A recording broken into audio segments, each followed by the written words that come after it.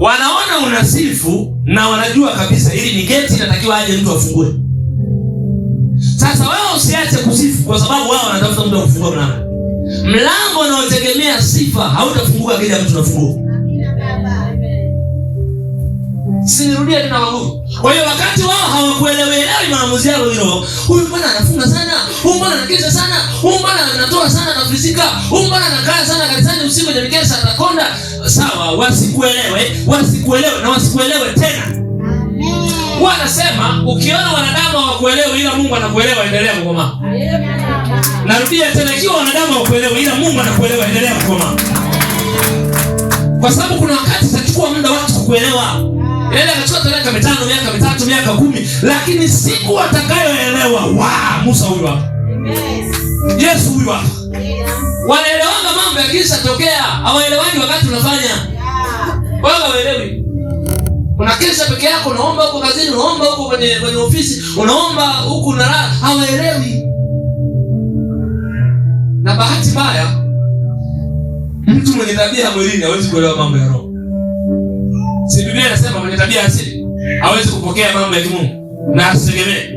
Sasa wakati unafanya matukio yako kiroho, usitegemee sana watu wa kusupport. Kuna hata wakati utafika, wakati unatoa maamuzi kiroho, itabidi watu wakukatae. Sure, itabidi watu wakukatae. Itabidi watu wagome. Kwamba hapana, huyu mtu, yaani wagome kabisa. Lakini bado nikupe siri. Kama wao watagoma, haina maana na sisi tutagoma. Wao wagome na sisi hatugome. Kwa nini? Kwa sababu sisi tunaelewa. Nikupe siri nyepesi ya mambo kiroho yalivyo.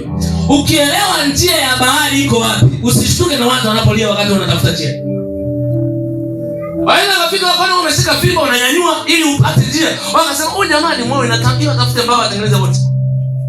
Huyu jamaa kile yake na shida, inatakiwa afanye hiki ili apate wote.